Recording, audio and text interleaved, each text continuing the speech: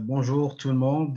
Tout d'abord, je tiens à remercier les organisateurs de cet événement, qui nous ont invités pour vous présenter notre institution ainsi que notre offre de services en matière d'accompagnement entrepreneurial. Je me présente, je suis Hicham Souheil, je suis directeur de l'agence préfectorale de l'ANAPEC de Marrakech et aussi je suis formateur en entrepreneuriat, personne ressources aussi au niveau de la direction générale pour tout ce qui est mise en place de dispositifs d'accompagnement de l'ANAPEC. Aujourd'hui, ma présentation, je vais juste partager l'écran. Voilà. Aujourd'hui, je vais essayer de vous présenter l'offre de service de l'ANAPEC en matière d'accompagnement entrepreneurial. Ma présentation va porter sur 5 points essentiels. Tout d'abord, la présentation de l'ANAPEC, de l'institution. Deuxièmement, notre champ d'intervention. Troisièmement, notre offre d'accompagnement. Quatrièmement, la population cible. Et par la suite, on va vous présenter le parcours du porteur de projet au sein de l'ANAPEC. L'ANAPEC, comme vous connaissez, c'est l'Agence nationale de la promotion de l'emploi et des compétences. C'est une agence publique sous tutelle du ministère du Travail et de l'Insertion professionnelle. Notre mission principale, c'est une entreprise aussi qui a été créée suivant la loi 51/99, administrée par un conseil d'administration présidé par M. le chef du gouvernement et composée de 14 départements ministériels. Nos missions, c'est principalement assurer l'accueil, l'information et l'orientation des demandeurs d'emploi, informer et orienter les jeunes entrepreneurs pour la réalisation de leurs projets économiques, assister et conseiller les employeurs dans la définition de leurs besoins en compétences, procéder à la prospection, la collecte des offres d'emploi auprès des employeurs et la mise en relation de l'offre et de la demande de l'emploi, et aussi mettre en place des programmes d'adaptation professionnelle et de formation insertion dans la vie active en liaison avec les employeurs et les établissements de formation. Parmi aussi les missions de l'ANAPEC, c'est instruire les offres d'emploi émanant de l'étranger, aussi prospecter toutes les opportunités de placement à l'étranger des candidats marocains, conclure aussi des conventions avec les associations professionnelles pour le développement de l'emploi et l'encouragement de la jeune initiative, élaborer et mettre à jour tout ce qui est les répertoires descriptifs des emplois et des métiers. Et aussi, finalement, c'est fournir à l'autorité de tutelle, sur une base périodique, toutes les informations sur le fonctionnement du marché de l'emploi et des compétences. Comme vous pouvez le constater, nous, on travaille sur les deux volets qui concernent l'insertion professionnelle, à savoir l'emploi salarié et l'emploi indépendant. Nous avons des programmes qui sont dédiés à la promotion de l'emploi salarié, notamment le programme IDMAGE et le programme TIL, qui concerne tout ce qui est contrat aidé et aussi tout ce qui est promotion amélioration de l'employabilité à travers des formations, soit des formations qualifiées ou des formations à la carte. Et le deuxième volet sur lequel on intervient, c'est le volet de l'appui à la création d'entreprises, de l'accompagnement entrepreneurial, parce qu'on est conscient effectivement que l'insertion professionnelle doit passer aussi par l'entrepreneuriat. Et aussi, l'entrepreneuriat a un impact très important pour la lutte contre le chômage. Par rapport au volet entrepreneurial, on intervient généralement sur deux axes essentiels. Le premier axe, c'est l'axe de l'orientation entrepreneuriale. Et le deuxième axe, c'est l'axe de l'accompagnement à l'élaboration du business plan et tout ce qui est assistance au démarrage de l'entreprise. Comme vous pouvez constater, dans un processus de promotion de l'entrepreneuriat, nous, on intervient sur 5 points essentiels. Il y a le point de la sensibilisation, c'est le premier point. Donc, la sensibilisation, c'est essayer d'informer toute personne qui cherche un emploi, toute personne qui est intéressée par la création d'entreprise, de le sensibiliser sur l'entrepreneuriat, sur le choix de l'entrepreneuriat comme une piste d'insertion professionnelle, les enjeux de l'entrepreneuriat, etc. Et cette sensibilisation, il se fait parfois, il se fait soit au niveau interne, au niveau de nos agences, parfois en externe, en partenariat avec d'autres acteurs, notamment les universités, les grandes écoles, les associations professionnelles, etc. Le deuxième point aussi, c'est le deuxième point dans le processus de promotion d'entrepreneuriat, c'est tout ce qui est émergence d'idées de projets. Donc, on essaie de travailler avec les porteurs de projets sur leurs idées parce qu'on sait pertinemment que l'idée, c'est la base de la réussite du projet. Troisièmement, c'est tout ce qui est accompagnement à l'élaboration du plan d'affaires. Ça, c'est le corps de notre métier. Quatrièmement, dans le process, c'est l'assistance à l'accomplissement des démarches administratives de la création juridique. Et finalement, c'est tout ce qui est suivi post-création. Par rapport à notre offre d'accompagnement à l'entrepreneuriat. Donc, c'est notre offre de service et c'est une offre qui est caractérisée déjà par une adaptabilité. Donc, c'est une offre qui est adaptée aux besoins du porteur de projet, donc ce qu'on appelle une offre à la carte. Parce que, comme vous savez, donc, normalement, les porteurs de projet n'ont pas les mêmes besoins. Donc, donc les besoins ils diffèrent d'un porteur de projet à d'autres. Donc, nous, on essaie, après bien sûr un entretien de validation qu'on mène avec le porteur de projet, de, de, de, donc de faire un plan d'action sur la base de lui prescrire les prestations, des prestations selon son besoin, selon le besoin du porteur de projet, ce qu'on appelle une offre à la carte. Et aussi, c'est une offre de service qui est basée sur la contractualisation des prestations. Et ça, c'est très important. Pourquoi contractualisation? Ça reste un engagement aussi moral entre l'accompagnateur et l'accompagné, parce que donc on sait pertinemment que un acte d'accompagnement ne peut réussir que par l'engagement des deux parties, donc l'accompagnateur et l'accompagné. Et aussi, notre philosophie d'accompagnement repose beaucoup sur le principe du faire-faire, parce que l'accompagnement, ce n'est pas l'assistanat. Donc, on accompagne une personne, c'est pour lui montrer comment faire la chose. Et c'est pour ça qu'on sollicite aussi l'engagement de la personne accompagnée, parce que ça, c'est le premier exercice qu'il va faire dans sa vie entrepreneuriale. Parce que lorsqu'il va créer son entreprise, il sera toujours amené à prendre des initiatives, à travailler, à apprendre des choses. Et ça, pour nous, c'est un premier exercice sur lequel on travaille avec le porteur du projet. Donc, notre population cible, donc déjà, notre prestation, elle est ouverte à tout porteur d'idées de projet. C'est-à-dire, quelle que soit une très petite entreprise, une activité génératrice de revenus, et aussi toute personne intéressée par la création d'entreprise, même s'il n'a pas d'idée de projet, mais c'est quelqu'un qui va avoir des informations sur la création d'entreprise, il fait aussi partie de notre propre population cible. Aussi, on cible tout citoyen marocain qui soit diplômé, marocain ou sinon marocain, parce qu'on a aussi les immigrés régularisés, diplômés, non diplômés, immigrés en situation régulière, personne à besoin spécifique, ex-détenus, etc. Parce qu'aussi, dans la catégorisation des porteurs de projets, on trouve aussi les personnes à besoins spécifiques, on trouve aussi les ex-détenus, les personnes qui cherchent une réinsertion dans le milieu professionnel. Et ça, on le fait dans le cadre de partenariats, notamment avec l'entraide nationale et aussi avec la Fondation Mohamed VI pour la réinsertion des détenus. Et aussi, nous avons on accompagne toute personne qui que soit son milieu de résidence, soit dans les milieux urbains ou dans les milieux ruraux, vu que nous avons une représentation géographique très élargie. Donc, comme je vous dis tout à l'heure, la caractéristique de notre offre de service, c'est une offre personnalisée. Donc, c'est-à-dire que ce n'est pas la même offre de service pour chaque porteur de projet. Je vous donne un exemple très simple. Parfois, on a des porteurs de projets qui sont d'une phase très développée dans le développement de leurs idées. Donc, ils ont besoin juste de les accompagner dans la partie financière, dans la partie commerciale. Parfois, juste de les orienter vers des sources de financement, ou juste de leur donner parfois de valider un business plan déjà élaboré. Donc, il y a aussi des porteurs d'objets qui sont qui travaillent juste sur leurs idées de projet. Ils ont besoin de quelqu'un qui va travailler avec eux pour faire émerger leur idée de projet. Donc, les besoins ne sont pas les mêmes. Aussi, c'est la contractualisation, comme je vous dis tout à l'heure, pour engager toutes les parties. Aussi, la proximité, comme vous savez, donc la MAP actuellement, elle existe sur toutes les provinces et les préfectures du royaume. Elle existe aussi chez des partenaires. Aussi, je vais le faire le présenter dans la prochaine diapo.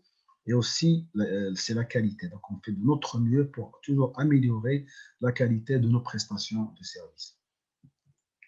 Donc, les services de qualité de proximité, comme je vous ai dit tout à l'heure, nos services, on les délivre soit à travers nos agences ANAPEC, provinciales et préfectorales, oui, aussi à travers nos agences universitaires. Donc, l'ANAPEC actuellement existe sur un grand nombre d'universités, donc des agences ANAPEC au sein de l'université, aussi des incubateurs au sein des universités, par exemple l'incubateur de l'université Chouaib au niveau des Jedidah, qui était un incubateur des entreprises féminines qui est géré par l'ANAPEC et qui a été financé par le programme HDKI. Aussi, donc, les incubateurs comme le centre AGER spécialisé donc, de la Kali à Rabat. Donc, c'est des centres AGER qui sont gérés par l'ANAPEC. Aussi, nous avons tout ce qui est unité mobile. Donc, l'ANAPEC dispose d'un certain nombre d'unités mobiles qui font le déplacement vers les zones les plus éloignées pour leur délivrer nos prestations de services. Aussi à travers les pôles Salem. Les pôles Salem, c'est des pôles de l'accompagnement des étudiants entrepreneurs. Nous avons actuellement 2 pôles au niveau du Maroc, au niveau de l'université Mohamed V à Rabat, aussi l'université Hassan II à Casablanca, et aussi à travers des espaces d'orientation dans le milieu rural. Donc, ce sont des espaces donc aussi où on délivre nos prestations. Et actuellement, on est présent aussi sur aussi les plateformes qui ont été faites dans la case dans la phase 3 de l'INDH, c'est les plateformes les plateformes des jeunes.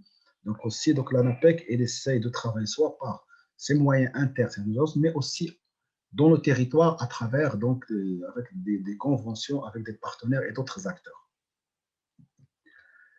Donc notre offre de service, donc si on la présente, tout d'abord, donc il y a tout ce qui est sensibilisation. Donc sensibilisation, comme je vous ai dit tout à l'heure, c'est des actions qui sont organisées dans l'objectif de sensibiliser toutes les personnes sur l'entrepreneuriat et les enjeux de l'entrepreneuriat. Et là, on travaille beaucoup sur la masse. C'est des actions qu'on mène soit au niveau interne, soit avec des partenaires. On part parfois à l'université, aux écoles, les organisations professionnelles, les associations, pour sensibiliser les gens en fait, sur l'entrepreneuriat et sur le projet entrepreneurial. Deuxièmement, donc, il y a la phase accueil. Ah, c'est lorsqu'on accueille un porteur de projet. Donc, chaque agence actuellement est dotée d'un espace entrepreneurial, d'un espace auto-emploi et aussi d'un conseiller spécialisé en création d'entreprise qui accueille ces gens-là pour leur donner toute l'information disponible et toute l'information nécessaire. La phase 3, donc, c'est l'orientation. Donc, l'orientation en fonction des besoins et des attentes du porteur de projet. Donc, on peut prescrire au porteur de projet des prestations sur mesure. Donc, il y a aussi la validation. Donc là, après un entretien de contractualisation, on élabore avec le porteur de projet un plan d'action où il y a toutes les actions toutes les prestations qu'on va faire avec lui et toutes les actions qu'il va faire. Et bien sûr, cinquièmement, c'est l'accompagnement à tout ce qui est élaboration de son plan d'affaires, accomplissement de ses démarches administratives. Et toutes ces prestations-là, donc, ça se passe soit à travers des ateliers collectifs, soit à travers des entretiens individuels. Donc, par rapport au parcours du porteur de projet à l'ANAPEC, donc le parcours, on va le présenter sous ce schéma-là. Donc, comme vous savez, donc, quand vous voyez, il y a l'accueil et l'information. Donc, après, il y a une prise de rendez-vous avec un conseil spécialisé en création d'entreprise, c'est le premier contact. Après, donc, s'il s'agit d'un candidat à la création, c'est d'un candidat qui veut qui vient qui a une idée de création, il peut passer directement à un atelier qui s'appelle l'information sur le parcours de création. C'est un atelier collectif.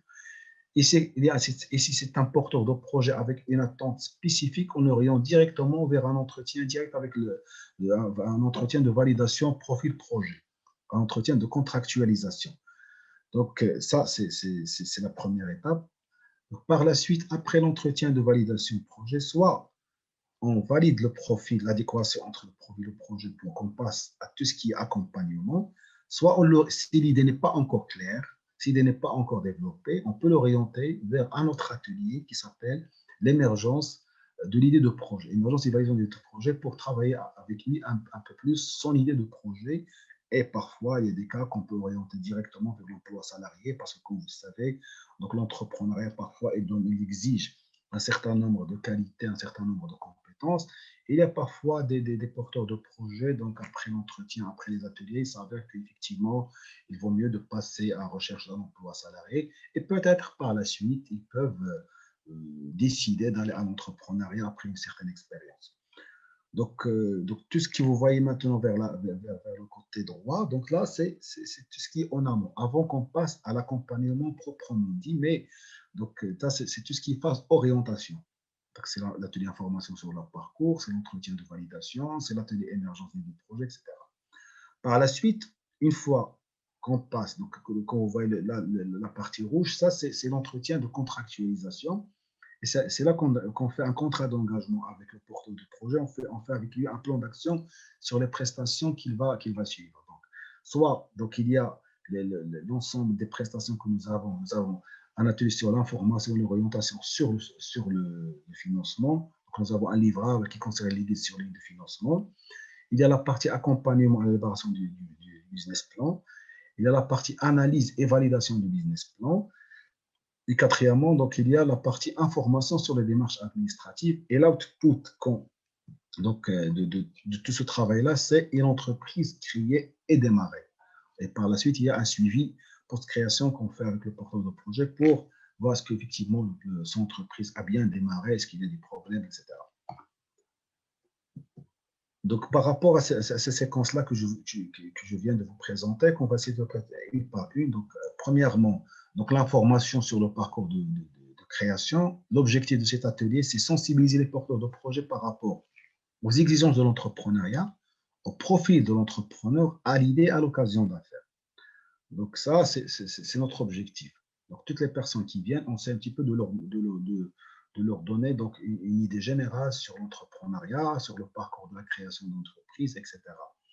Donc l'input, c'est un rendez-vous, une convocation pour la journée. Donc la journée de sensibilisation, normalement, se fait chaque semaine au niveau de l'agence et aussi se fait aussi au niveau, parfois, avec des acteurs, avec d'autres partenaires en externe. Donc, le résultat attendu, donc à l'issue de l'atelier, donc le porteur de projet doit décider est-ce qu'il va continuer dans le processus de création ou peut-être il va s'orienter vers un emploi salarié parce qu'il y a certaines personnes donc, qui, lorsqu'il vient à l'atelier, qui sont bien informés sur le parcours de la création, parfois ils décident que peut-être ce n'est pas le moment de passer à la création ou peut-être son profil n'est pas adéquat à l'entrepreneuriat, donc parfois il est orienté vers l'emploi salarié.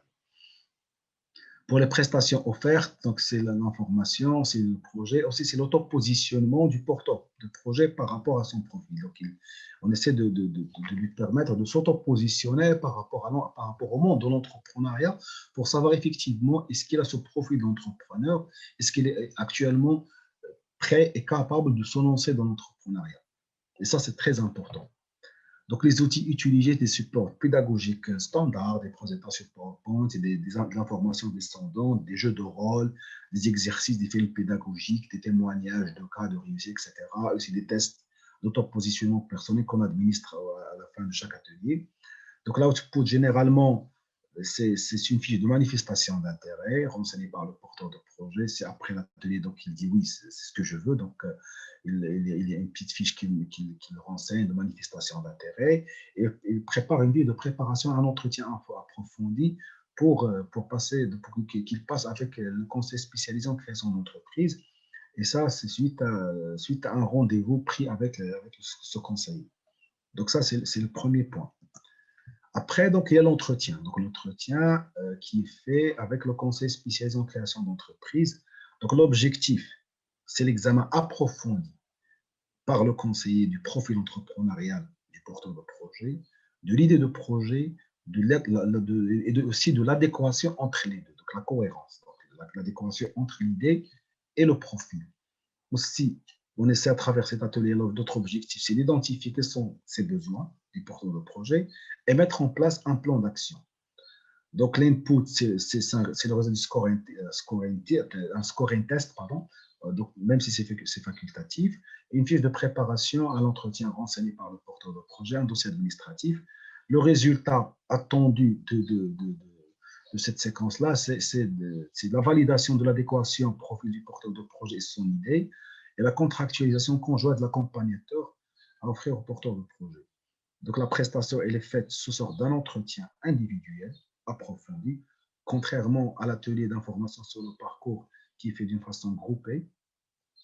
Les outils, c'est un guide d'entretien, c'est des fiches d'entretien, c'est un contrat d'engagement. Et l'output, c'est bien sûr une grille d'évaluation qui est remplie par le conseiller spécialisé, un contrat d'engagement qu'on signe avec le porteur de projet, qui signe avec le porteur de projet et le conseiller spécialisé en création d'entreprise, et un plan d'action qu'ils font ensemble pour voir quelles sont les prochaines actions qu'ils vont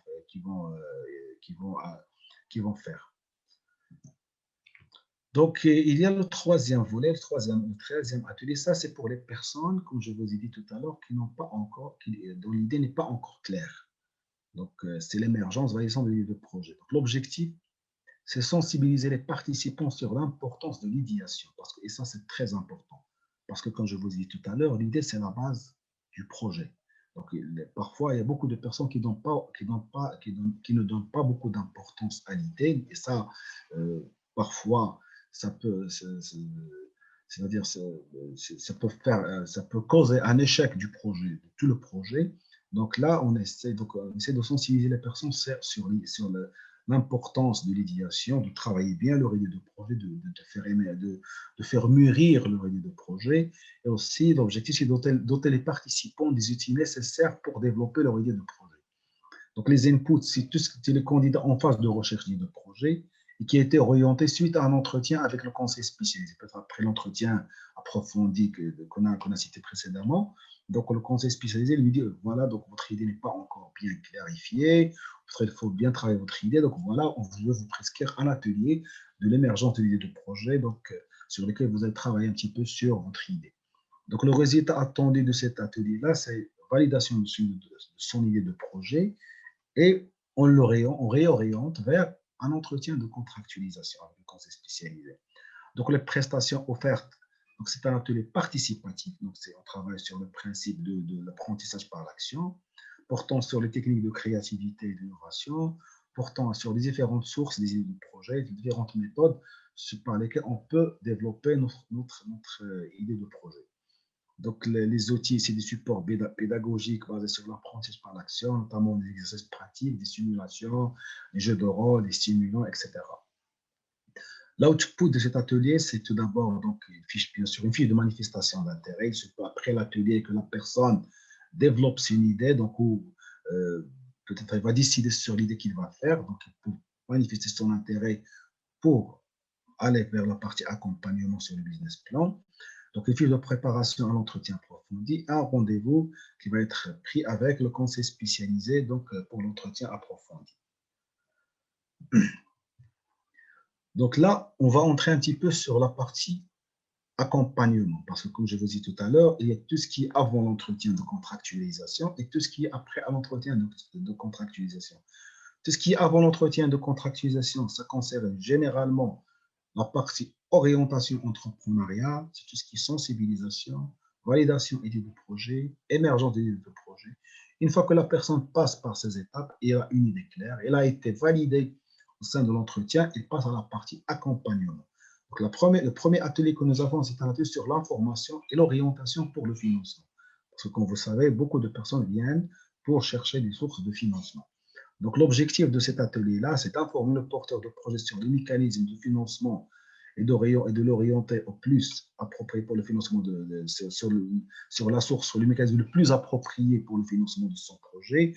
Comme vous savez, actuellement, il y a plusieurs sources de financement et dernièrement, donc le Maroc a beaucoup investi dans cette partie-là, la partie financement, justement avec le lancement de Sa Majesté du programme PIAF, donc le programme intégré, donc c'est le programme Intelaqa. Et aussi, il y a des financements de l'IDH avec les plateformes de jeunes. Il y a aussi des financements parfois de certains fonds comme la Fondation Mohamed V. Aussi des financements aussi de la part de l'entraide nationale pour les personnes à besoins spécifiques. Il y a aussi les réseaux Maroc Entreprendre, les Marrakech Mubadarat pour le cas de Marrakech.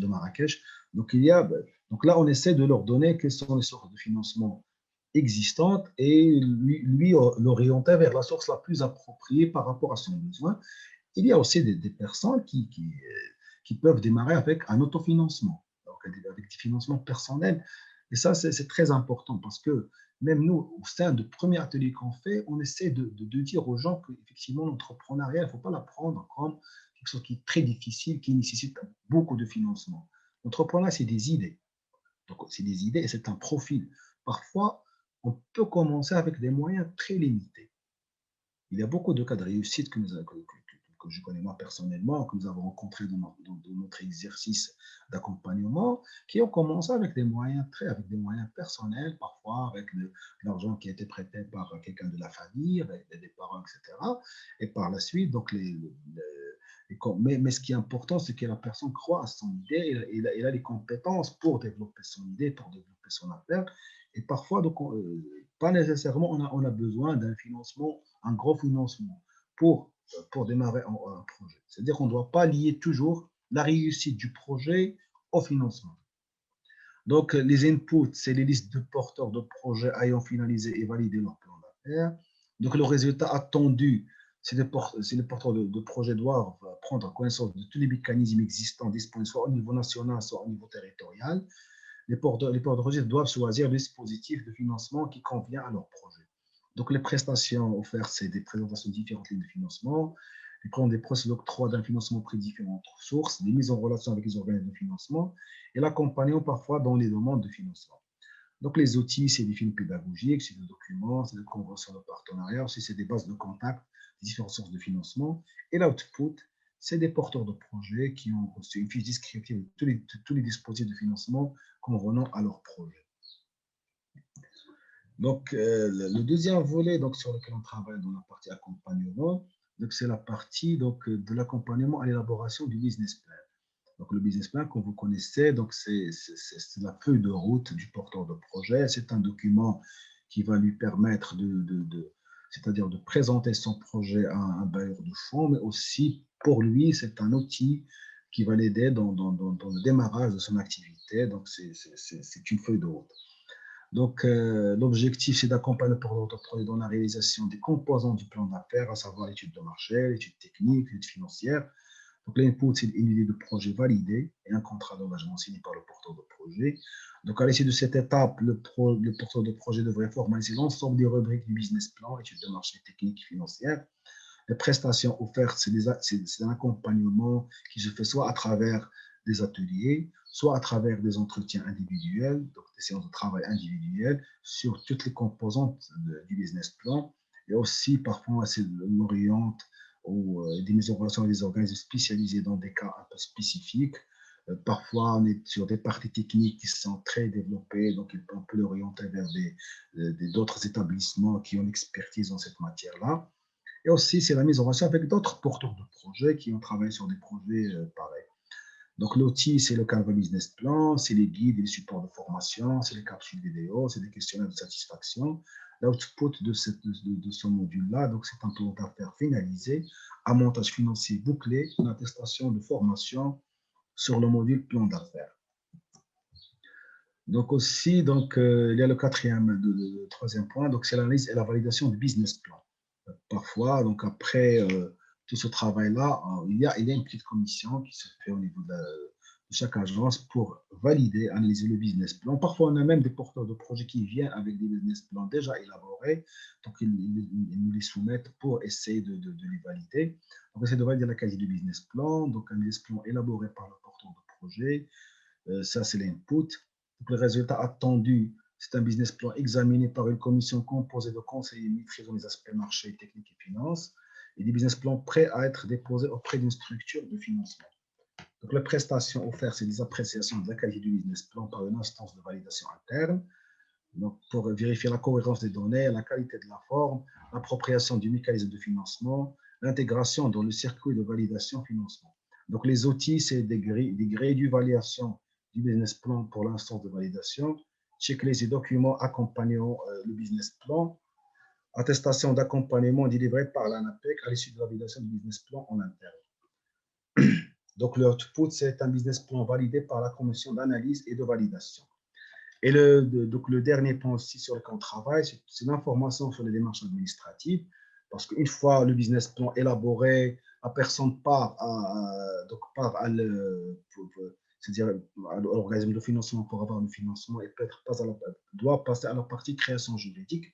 Donc là aussi, on travaille sur ce volet-là.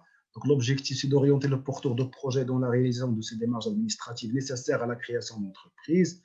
L'input, un avis favorable sur la structure de financement, ou peut-être une attente précise d'un porteur de projet. Donc, le résultat attendu, c'est les porteurs de projet auront pris connaissance de différentes démarches administratives à accomplir et leurs coûts. Les porteurs de projet auront été accompagnés au cours de ce module pour la réalisation de différents documents administratifs. Donc, les prestations offertes, c'est accompagnement à la réalisation des démarches administratives de création, suivi et mise en relation sur certaines actions, car des activités étant parfois un agrément à l'autorisation spécifique. Donc, les outils, donc on travaille avec des guides de démarches administratives, des démarches pour les activités parfois qui sont soumises à des autorisations préalables, avec des procédures d'obtention de l'agrément, des formulaires de création, une valise aussi qu'on peut donner aux porteurs de projet sur les outils de création juridique, une base de contact. Donc, l'output, c'est un porteur de projet informé sur les démarches administratives à accomplir. Donc voilà, donc j'essaie de faire un petit peu le survol sur l'ensemble des prestations qui sont données par l'ANAPEC en matière d'accompagnement entrepreneurial. Donc j'invite toute personne intéressée donc, par la création d'entreprise ou qui a une idée de projet de venir à l'ANAPEC, soit directement à nos agences, soit à travers donc, à travers nos supports de communication au niveau des réseaux sociaux ou au niveau de notre site internet. Donc, pour demander l'information, donc on est là pour vous conseiller et pour vous accompagner. Et merci pour votre aimable attention. Et si vous avez des questions, donc n'hésitez pas donc, à travers le chat. Donc, je suis là disponible pour vous répondre. Et merci beaucoup.